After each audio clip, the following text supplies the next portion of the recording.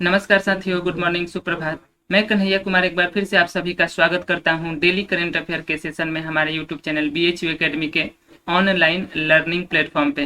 Guys, आज है 19 जुलाई 2021 और 19 जुलाई 2021 को जितने भी इंपॉर्टेंट करंट अफेयर के क्वेश्चन बनते हैं उनमें से टॉप 10 अर्थात 10 सेलेक्ट करके इस वीडियो में डिस्कस किया गया है।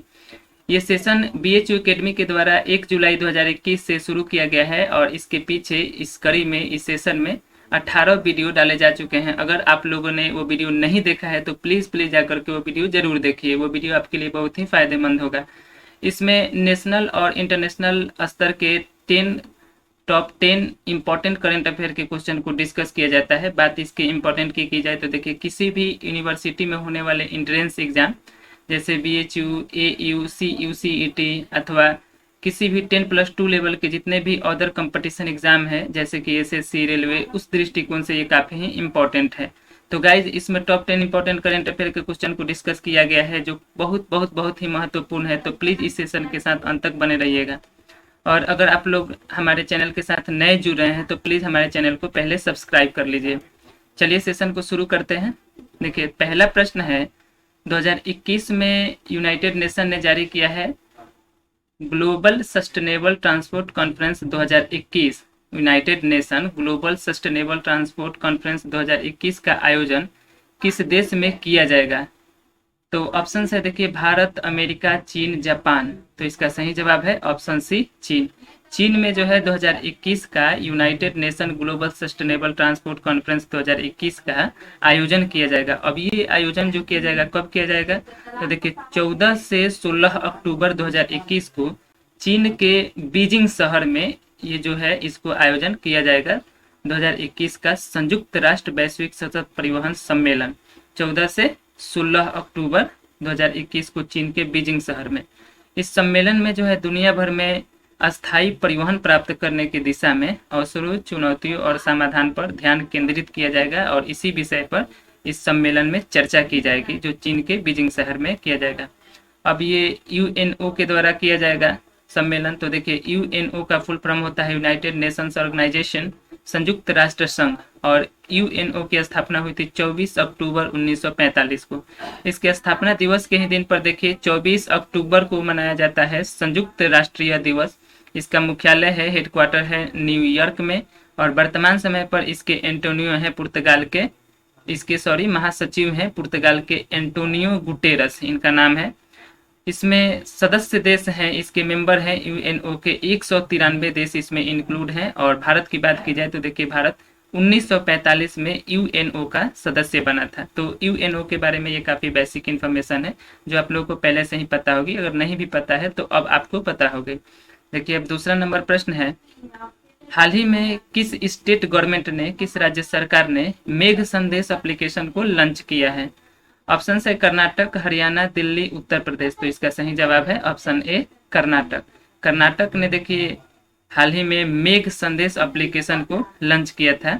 मेघ संदेश एप्लीकेशन के माध्यम से होगा क्या? तो देखिए, इस एप्लीकेशन के माध्यम से जो पर्यावरण में आंधी, बारिश, तूफान आते हैं तो उसकी पूर्व सूचना ही लोगों को मिल जाएगी इस एप्लीकेशन के माध्यम से। अगर आप लोग इस सेशन के साथ बने होंगे तो आप लोग को पता होगा कि कुछ दिन पहले ही आप लोगों को बताया गया था कि कर्नाटक ने ही शुरू किया था इलेक्ट्रिक बाइक टैक्सी योजना 2021 और महाराष्ट्र ने उसी योजना से संबंधित शुरू किया था इलेक्ट्रिक व्हीकल पॉलिसी 2021।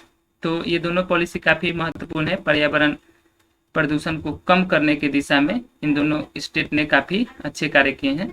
देखिए, अब कर्नाटक की बात आ गई। कर्नाटक ने इसको लागू किया है मेघ संदेश एप्लीकेशन को। तो देखिए, कर्नाटक की स्थापना हुई थी 1 नवंबर 1956 को। कर्नाटक की राजधानी है बेंगलुरु और वर्तमान समय पर कर्नाटक के मुख्यमंत्री हैं BS येदियुरप्पा। कर्नाटक के गवर्नर बने हैं वजुभाई वाला। कर्नाटक के चीफ जस्टिस हैं अभय श्रीनिवास ओका। कर्नाटक का देखिए राष्ट्रीय फूल है कमल, राष्ट्रीय पशु है हाथी, राष्ट्रीय पक्षी है नीलकंठ और राष्ट्रीय वृक्ष है चंदन। चंदन का वृक्ष जो है कर्नाटक का राष्ट्रीय वृक्ष है या राजकीय वृक्ष है। कर्नाटक के लोकसभा सीट की संख्या है 28, राज्यसभा सीट की संख्या है 12 और विधानसभा सीट की संख्या है 224। कर्नाटक के राष्ट्रीय उद्यान की बात की जाए तो देखिए, बांदीपुर वन्यजीव अभयारण्य कर्नाटक में है।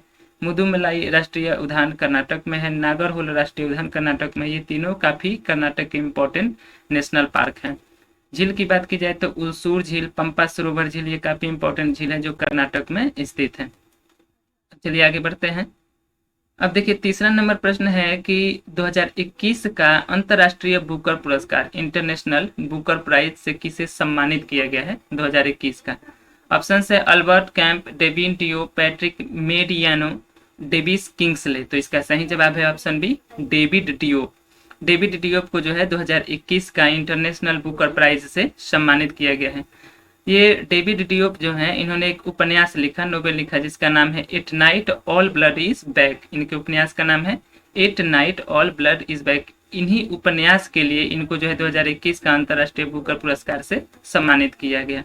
और ये उपन्यास किस पर आधारित है, तो ये प्रथम विश्व युद्ध के दौरान जो फ्रांस के लिए लड़ने वाले थे सेनेगल, उनकी कहानी पर ये जो बुक है at night all blood is back, ये बुक जो है उपन्यास जो है उन्हीं पर आधारित है। और डेविड डियोप जो है इन्होंने यह पुरस्कार जीतने वाले पहले फ्रेंच लेखक भी बन गए हैं जिनको 2021 का अंतर्राष्ट्रीय बुकर पुरस्कार से सम्मानित किया गया है। चलिए आगे बढ़ते हैं। देखिए चौथा नंबर प्रश्न है कोरोना फ्री विलेज कंपटीशन अर्थात कोरोना मुक्त गांव प्रतियोगिता किस राज्य सरकार ने, किस स्टेट गवर्नमेंट ने शुरुआत की है। ऑप्शन है महाराष्ट्र, गुजरात, उत्तर प्रदेश, राजस्थान। तो इसका सही जवाब है ऑप्शन ए, महाराष्ट्र। महाराष्ट्र की सरकार ने कोरोना फ्री विलेज कंपटीशन शुरू किया है। बहुत ही इंपॉर्टेंट कंपटीशन है ये। देखिए महाराष्ट्र सरकार ने जो है कोरोना मुक्त गांव प्रतियोगिता की घोषणा की है।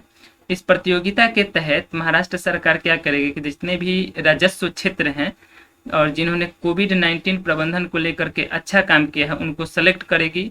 उनमें से 3 ग्राम पंचायतों को वो चुन करके बाहर निकालेगी। जो फर्स्ट सेकंड थर्ड होंगे उनको बाहर निकालेगी, जो कोविड-19 प्रबंधन को, मैनेजमेंट को लेकर के जिन्होंने अच्छा काम किया है। अब इनमें जो पहले स्थान पर होगा उसको देगी 50 लाख, जो दूसरे स्थान पर उसको 25 लाख और जो तीसरे स्थान पर होगी उसको देगी 15 लाख। ये तीनों ग्राम पंचायत को 50 लाख, 25 लाख और 15 लाख नगद पुरस्कार दिए जाएंगे कोविड-19 प्रबंधन को लेकर के जिन्होंने अच्छा काम किया है। अब देखिए महाराष्ट्र ने इसको लागू किया है। तो महाराष्ट्र की राजधानी है मुंबई। वर्तमान में महाराष्ट्र के मुख्यमंत्री हैं शिवसेना पार्टी के उद्धव ठाकरे। महाराष्ट्र के गवर्नर है भगत सिंह कोश्यारी और चीफ जस्टिस है महाराष्ट्र के दीपंकर दत्ता। महाराष्ट्र की राजकीय पशु है गिलहरी, राजकीय पक्षी है कबूतर और राजकीय वृक्ष है आम का पेड़। महाराष्ट्र के 6 पड़ोसी राज्य हैं अर्थात 6 स्टेट जो हैं भारत के, जो महाराष्ट्र के साथ सीमा साझा करते हैं। देखिए गोवा है, कर्नाटक, तेलंगाना, छत्तीसगढ़, मध्य प्रदेश और गुजरात, ये सभी महाराष्ट्र के साथ सीमा साझा करते हैं। महाराष्ट्र के लोकसभा सीट की संख्या है 48, राज्यसभा सीट की संख्या है 19 और विधानसभा सीट की संख्या है 288। अब देखिए ये भाभा परमाणु अनुसंधान केंद्र, ये काफी इंपॉर्टेंट है एग्जाम पॉइंट ऑफ व्यू से। इसका मुख्यालय जो है महाराष्ट्र में है। अब यहाँ पर आप देख सकते हैं जितने सारे बैंक के नाम दिए गए हैं। महाराष्ट्र को चूंकि भारत का वित्तीय राजधानी, फाइनेंशियल कैपिटल भी कहा जाता है, तो देखिए मोस्ट इंपॉर्टेंट बैंक भारतीय रिजर्व बैंक, ये सभी बैंक को रेगुलेट करता है। इसका मुख्यालय जो है, हेडक्वार्टर जो है महाराष्ट्र में है। SBI, bank of India, union bank of India, axis bank, HDFC bank, ICICI bank, yes bank, Kotak Mahindra bank, SEBI, NSE, BSE, BCCI, इन सभी का मुख्यालय महाराष्ट्र में ही स्थित है। भारत की वित्तीय राजधानी है महाराष्ट्र और महाराष्ट्र के प्रमुख हवाई अड्डे हैं छत्रपति शिवाजी अंतर्राष्ट्रीय हवाई अड्डा जो मुंबई में है, बाबा साहेब अंबेडकर अंतर्राष्ट्रीय हवाई अड्डा ये नागपुर में है। ये दोनों हवाई अड्डा जो है महाराष्ट्र में है। और ये देखिए कैलाश मंदिर एलोरा का, सिद्धि विनायक मंदिर मुंबई का, महाबलेश्वर मंदिर, ये तीनों मंदिर महाराष्ट्र के काफी फेमस मंदिर हैं, इंपॉर्टेंट मंदिर हैं। अब चलिए आगे बढ़ते हैं। देखिए 5वां नंबर प्रश्न है 2020-21 में sustainable development goals India index जारी किया गया है नीति आयोग के द्वारा। तो इस इंडेक्स में कौन सा राज्य पहले स्थान पर रहा है। पहले क्वेश्चन देखिए, समझिए कि sustainable development goals India index 2020-21 जो है ये नीति आयोग के द्वारा जारी किया गया है और इस इंडेक्स में कौन सा स्टेट जो है भारत का पहले स्थान पर रहा है, शीर्ष पर रहा है। ऑप्शन है मेघालय, बिहार, केरल, गोवा। तो इसका सही जवाब है ऑप्शन सी, केरल। केरल जो है इसमें टॉप पे रहा है, किसमें, तो sustainable development goals India index 2020-21 में जो नीति आयोग के द्वारा जारी किया गया है। देखिए नीति आयोग ने सतत विकास लक्ष्य के लिए जो है SDG भारत सूचकांक sustainable development goals India index 2020-21 की रैंकिंग की है, जिसमें केरल पहले पायदान पर है और बिहार जो है, बिहार का इसमें सबसे खराब प्रदर्शन रहा है। इस सूचकांक में सामाजिक, आर्थिक और पर्यावरणीय मापदंडों के आधार पर राज्यों को और केंद्र शासित प्रदेशों को उनके प्रगति का मूल्यांकन किया जाता है, उनके प्रोग्रेस का मूल्यांकन किया जाता है इंडेक्स में, जो नीति आयोग ने किया है। केंद्र शासित प्रदेशों की अगर बात की जाए तो इसमें चंडीगढ़ जो है सबसे टॉप पर रहा है और स्टेट में केरल सबसे टॉप पे रहा है। अब टॉप 3 राज्य की बात कर लेते हैं जो सतत विकास लक्ष्य भारत सूचकांक 2020-21 में है। तो पहले स्थान पर तो केरल है, जिसको 75 अंक 75 अंक दिया गया है। दूसरे स्थान पर है हिमाचल प्रदेश और तमिलनाडु, ये दोनों स्टेट हैं जो दूसरे स्थान पर है और इनको दिया गया है 74 अंक। तीसरे स्थान पर है आंध्र प्रदेश, गोवा, कर्नाटक, उत्तराखंड, ये चारों स्टेट तीसरे स्थान पर है और इनको दिया गया है 72 अंक। अब देखिए नीति आयोग ने इसको जारी किया है इस इंडेक्स को। तो देखिए नीति आयोग में नीति का फुल फॉर्म होता है national institution for transforming India, अर्थात राष्ट्रीय भारत परिवर्तन संस्थान। इसकी स्थापना हुई थी 1 जनवरी 2015 को। पहले योजना आयोग था और उसके स्थान पर उसको नाम चेंज करके 1 जनवरी 15 में कर दिया गया नीति आयोग। इसका मुख्यालय है नई दिल्ली और अध्यक्ष हैं इसके वर्तमान में नरेंद्र मोदी। इसके अध्यक्ष जो प्रधानमंत्री होते हैं, तो वर्तमान में प्रधानमंत्री हैं नरेंद्र मोदी, इसके अध्यक्ष हैं नीति आयोग के। इसके उपाध्यक्ष हैं राजीव कुमार और इसके CEO चीफ एग्जीक्यूटिव ऑफिसर हैं अमिताभ कांत। नीति आयोग के प्रथम अध्यक्ष भी बन गए हैं नरेंद्र मोदी, जो 2015 में ही इसकी स्थापना हुई थी 1 जनवरी 2015 में, और उस समय नरेंद्र मोदी प्रधानमंत्री थे, तो ये प्रथम अध्यक्ष बन गए नीति आयोग के। केरल की बात आ गई तो देखिए केरल का गठन है 1 नवंबर 1956 को हुआ था। केरल की राजधानी है तिरुवनंतपुरम। केरल के वर्तमान में मुख्यमंत्री हैं पिनरई विजयन। केरल के गवर्नर है आरिफ मोहम्मद खान। केरल के राज्यसभा सीट की संख्या है 9, लोकसभा सीट की संख्या है 20 और विधानसभा सीट की संख्या है 140। केरल का राजकीय पशु है हाथी, राजकीय वृक्ष है नारियल का और राजकीय पक्षी है धनेश, जिसको कहा जाता है ग्रेट हॉर्नबिल। राजकीय फूल है केरल का अमल ताश का फूल। देखिए नेशनल पार्क की बात की जाए तो साइलेंट वैली नेशनल पार्क बहुत ही इंपॉर्टेंट है। ये केरल का साइलेंट वैली नेशनल पार्क जो एग्जाम पॉइंट ऑफ व्यू से बहुत इंपॉर्टेंट है। एराविकुलम राष्ट्रीय उद्यान, पेरियार राष्ट्रीय उद्यान, ये भी काफी इंपॉर्टेंट है। मुथंगा वन्य जीव अभ्यारण्य, अन्नामुदी 16 राष्ट्रीय उद्यान, ये जितने भी राष्ट्रीय उद्यान है नेशनल पार्क हैं ये केरल में स्थित हैं। झील की बात की जाए तो देखिए पेरियार झील, वेम्बनाड झील, अष्टमुदी झील, पुकोर झील, बेल्लयानी झील, ये सभी केरल के इम्पोर्टेंट झील हैं। उत्सव की बात की जाए तो देखिए ओणम, पोंगल, ये काफी दोनों इम्पोर्टेंट उत्सव हैं, फेस्टिवल हैं केरल के। और विष्णु महोत्सव। केरल के शास्त्रीय नृत्य क्लासिकल डांस की बात की जाए तो आप लोग को पता है, देखिए कथकली, मोहिनीअट्टम, ये काफी इंपॉर्टेंट है परीक्षा के दृष्टिकोण से, और ये दोनों शास्त्रीय नृत्य जो है क्लासिकल डांस ये केरल के हैं। आप लोग अगर सेशन के साथ बने होंगे तो आप लोग को पता होगा कि कुछ दिन पहले ही केरल ने एक अभियान शुरू किया जिसका नाम है मथुर कौचम अभियान, जो केरल ने शुरू किया है। और किसके लिए शुरू किया है, तो वैक्सीनेशन फॉर प्रेग्नेंट वुमेन के लिए शुरू किया है। जितनी भी गर्भवती महिलाएं हैं उनको आशा के द्वारा रजिस्ट्रेशन किया जाएगा और उनका वैक्सीनेशन किया जाएगा। आगे बढ़ते हैं, देखिए अब 6 नंबर प्रश्न है। 6 नंबर प्रश्न है the state of India's environment report 2021 के अनुसार भारत की रैंकिंग क्या है। तो ये रिपोर्ट आई है 2021 में, the state of India's environment report. इसके अनुसार भारत की रैंकिंग जो है भारत किस पायदान पे है। ऑप्शन है 112वीं, 114वीं, 117वीं, 130वीं। तो इसका सही जवाब है ऑप्शन सी 117वीं। भारत जो है the state of India's environment report 2021 के अनुसार 117वीं स्थान पर है। हाल ही में the state of India's environment report 2021 जारी की गई, जिसके अनुसार 2021 में भारत जो है पर्यावरण के क्षेत्र में 117वें पायदान पर है। भारत की रैंकिंग देखी जाए तो भारत के जो पड़ोसी देश हैं भूटान, नेपाल, श्रीलंका, बांग्लादेश, तो इन सब देशों से भी भारत की रैंकिंग कम है पर्यावरण के क्षेत्र में। वर्ष 2020 में भारत जो है इसमें 115वें स्थान पर था और अब जो है 2021 में 117वें स्थान पर है। साथ ही साथ इन्वायरमेंटल परफॉर्मेंस इंडेक्स ईपीआई के मामले में भारत 180 देशों में 168वें स्थान पर है। तो देखिए ये जो है इन्वायरमेंटल परफॉर्मेंस इंडेक्स ईपीआई के मामले में भारत 168वें स्थान पर है और 117वें स्थान पर है the state of India's environment report 2021 के अनुसार। चलिए आगे बढ़ते हैं। देखिए 7 नंबर प्रश्न है, हाल ही में आईएलओ के अनुमान के अनुसार वर्ष 2022 में वैश्विक बेरोजगारी की दर क्या होगी। आईएलओ ने है जो ये अनुमान लगाया है कि वर्ष 2022 में वैश्विक बेरोजगारी जो ग्लोबल अनएम्प्लॉयमेंट है उसकी रेट क्या होने वाली है। तो इस ऑप्शन देखिए 5.8%, 3.9%, 5.7%, 10%। तो इसका सही जवाब है ऑप्शन सी 5.7%। आईएलओ के रिपोर्ट के अनुसार 2022 में जो है ग्लोबल अनएम्प्लॉयमेंट की रेट रहने वाली है 5.7%। आईएलओ ने केवल ये अनुमान लगाया है।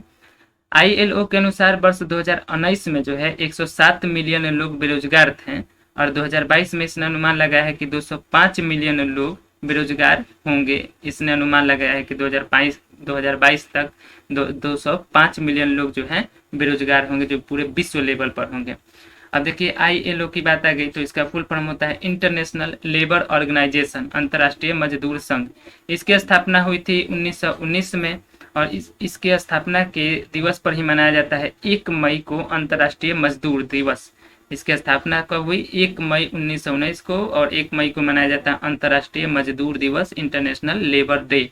इसका हेडक्वार्टर है जिनेवा में और इसके वर्तमान में अध्यक्ष है गाय राइडर। चलिए आगे बढ़ते हैं। अब देखिए 8 नंबर प्रश्न है, हाल ही में आरबीआई ने फाइनेंशियल ईयर 2022 के लिए भारत का grudge domestic product growth rate कितना रहने का अनुमान लगाया है। तो ये जो आरबीआई है, रिजर्व बैंक ऑफ इंडिया, इसने भी एक अनुमान लगाया है कि फाइनेंशियल ईयर 2022 में भारत की जीडीपी ग्रोथ रेट कितनी रहने वाली है। ऑप्शन है 5.8%, 3.9%, 9.5% अथवा 7%। तो इसका सही जवाब है ऑप्शन सी 9.5%। आरबीआई ने ये अनुमान लगाया है कि फाइनेंशियल ईयर 2022 में जो है भारत का जीडीपी ग्रोथ रेट 9.5% रहने वाला है। अब देखिए बात आ गई आरबीआई की, तो आरबीआई का फुल फॉर्म होता है रिजर्व बैंक ऑफ इंडिया, भारतीय रिजर्व बैंक। यह भारत में सभी बैंकों को रेगुलेट करता है। इसकी स्थापना हुई थी 1 अप्रैल 1935 को। इसका मुख्यालय है मुंबई, महाराष्ट्र में, भारत की वित्तीय राजधानी में। वर्तमान समय में इसके गवर्नर है शक्तिकांत दास, जो इसके 25वें गवर्नर है और इसके 4 डिप्टी गवर्नर हैं। देखिए पहले तो है टी रविशंकर, दूसरे हैं एम राजेश्वर राव, एन के जैन, माइकल देवव्रत पात्रा। तो ये चारों जो है आरबीआई के डिप्टी गवर्नर है और शक्तिकांत दास इसके 25वें गवर्नर हैं। चलिए आगे बढ़ते हैं। अब देखिए 9 नंबर प्रश्न है, हाल ही में जारी कोविड-19 प्रबंधन सूचकांक में कौन शीर्ष पर रहा है। तो ये जो जारी किया गया है कोविड-19 प्रबंधन सूचकांक, कोविड-19 मैनेजमेंट इंडेक्स, इसमें कौन स्टेट टॉप पर रहा है, पहले पायदान पर रहा है। ऑप्शन है राजस्थान, हरियाणा, दिल्ली, उत्तर प्रदेश। तो इसका सही जवाब है ऑप्शन ए राजस्थान। राजस्थान जो है कोविड-19 मैनेजमेंट इंडेक्स में सबसे पहले पायदान पर रहा है। तो ये पहले पायदान पे क्यों रहा है, तो देखिए कोविड-19 महामारी के दौरान राजस्थान की सरकार जो है इसने बेहतर ढंग से प्रबंधन किया है। इससे बचने के लिए, कोविड-19 से बचने के लिए इनसे बेहतर ढंग से इसने मैनेजमेंट किया है और यहाँ जो है कोविड-19 से के वजह से मृत्यु दर कम रही है और साथ ही साथ रिकवरी रेट ज़्यादा रही है। तो ये जो जारी किया गया कोविड-19 मैनेजमेंट इंडेक्स, इसमें पहले पायदान पर है जो राजस्थान है। अब देखिए राजस्थान की बात आ गई तो राजस्थान की राजधानी है जयपुर। राजस्थान के वर्तमान में मुख्यमंत्री हैं अशोक गहलोत। राजस्थान के गवर्नर है कलराज मिश्रा और चीफ जस्टिस हैं राजस्थान हाई कोर्ट के इंद्रजीत मोहंती। राजस्थान के 5 पड़ोसी राज्य हैं, अर्थात 5 भारत के स्टेट हैं जो राजस्थान के साथ सीमा साझा करते हैं। देखिए मध्य प्रदेश, गुजरात, हरियाणा, उत्तर प्रदेश और पंजाब, ये 5 स्टेट जो हैं राजस्थान के साथ सीमा साझा करते हैं। लोकसभा सीट की संख्या है राजस्थान की 25, राज्यसभा सीट की संख्या है 10 और विधानसभा सीट की संख्या है 200। क्षेत्रफल की दृष्टि से आप लोग को पता है कि राजस्थान जो है भारत का सबसे बड़ा स्टेट है। राजस्थान की लोक नृत्य है कठपुतली नृत्य, चाकुरी नृत्य, पनिहारी और ये घूमर काफी इम्पोर्टेंट है। राजस्थान के नेशनल पार्क हैं, राष्ट्रीय उद्यान रणथंभौर राष्ट्रीय उद्यान, सरिस्का बांध reserve, Mukundra hills tiger reserve, ये काफी इंपॉर्टेंट है और ये सभी राजस्थान में स्थित हैं जो नेशनल पार्क हैं। चलिए आगे बढ़ते हैं। अब देखिए 10 नंबर प्रश्न है, United nation decade on ecosystem restoration 2021-30 report को किसने जारी किया है? तो ये एक रिपोर्ट है, United nation decade on ecosystem restoration 2021-30। Option है संयुक्त राष्ट्र पर्यावरण कार्यक्रम, खाद्य और कृषि संगठन, उपयुक्त दोनों, इनमें से कोई नहीं। तो इसका सही जवाब है ऑप्शन सी, उपयुक्त दोनों। अर्थात देखिए संयुक्त राष्ट्र पर्यावरण कार्यक्रम, यूनाइटेड नेशन इन्वायरमेंटल प्रोग्राम, खाद्य और कृषि संगठन अर्थात फूड एंड एग्रीकल्चर ऑर्गेनाइजेशन, इन दोनों संस्था ने मिल करके United nation decade on ecosystem restoration 2021-30 report को जारी किया है। संयुक्त राष्ट्र पर्यावरण कार्यक्रम यूएनईपी तथा खाद्य और कृषि संगठन ने मिलकर के 2020-21 के लिए इस UN decade on ecosystem restoration report को लॉन्च किया है।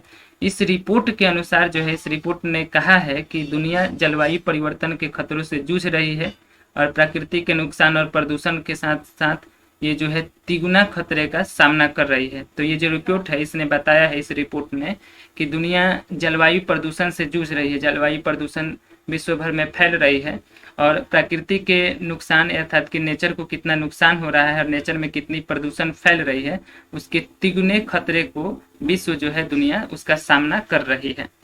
तो इस सेशन में ये अंतिम प्रश्न था और इसके आगे कुछ इंक्लूड नहीं किया गया है, बट इस आप लोग को पिछले अभ्यास प्रश्न को मैं बताऊंगा। पीछे आपसे अभ्यास प्रश्न में पूछा गया था कि ग्रेन एटीएम, भारत का पहला ग्रेन एटीएम अनाज एटीएम कहाँ बनाया गया है? तो उसका सही जवाब था हरियाणा। हरियाणा की सरकार ने ग्रेन एटीएम बनाया था जिसमें 3 तरह के अनाज जो है प्रोवाइड किए जाएंगे, गेहूं, चावल और बाजरा। ये जो ग्रेन एटीएम है ये बिल्कुल जो बैंक के एटीएम होते हैं उसके एटीएम के तरह है। जो बायोमेट्रिक है उसमें भी आपको रजिस्टर करना होगा अपना राशन कार्ड का नंबर वगैरह, और बिल्कुल एटीएम के तरह है जो स्वतः आपके बोरों में अनाज भर देगा बायोमेट्रिक प्रक्रिया के तहत। अब चलिए आज के अभ्यास प्रश्न का बात कर लेते हैं। आज का अभ्यास प्रश्न है, दुनिया का सबसे बड़ा फ्लोटिंग सोलर पैनल फार्म। आप लोग को बताना है कि विश्व का सबसे बड़ा तैरता हुआ सोलर पार्क किस देश में बनाया गया है, किस देश में बनाया जा रहा है। तो इसका सही जवाब आप लोग कमेंट सेक्शन में टाइप करना है और जो भी कंट्री उसके आंसर में होंगे उस कंट्री के बारे में आप जितना कुछ जानते होंगे उसको कमेंट सेक्शन में टाइप कीजिएगा। आशा करता हूं कि ये वीडियो आप लोग को पसंद आया होगा और इसके पीछे जितने भी वीडियो डाले गए होंगे अगर आप लोगों ने वो वीडियो देखा होगा तो वो वीडियो भी आप लोग को पसंद आया होगा। अगर ये वीडियो आप लोग को अच्छा लगता है तो हमारे वीडियो को लाइक कीजिएगा। अगर आप हमारे चैनल पर नए जुड़ते हैं तो हमारे चैनल को सब्सक्राइब कीजिएगा। अधिक से अधिक ग्रुप में अधिक से अधिक दोस्तों के पास इसको शेयर कीजिएगा। अगले वीडियो में हम लौटेंगे 20 जुलाई 2021 के करंट अफेयर के साथ। चलिए वीडियो को यहीं एंड करते हैं। Be motivated, be positive. जय हिंद, जय भारत।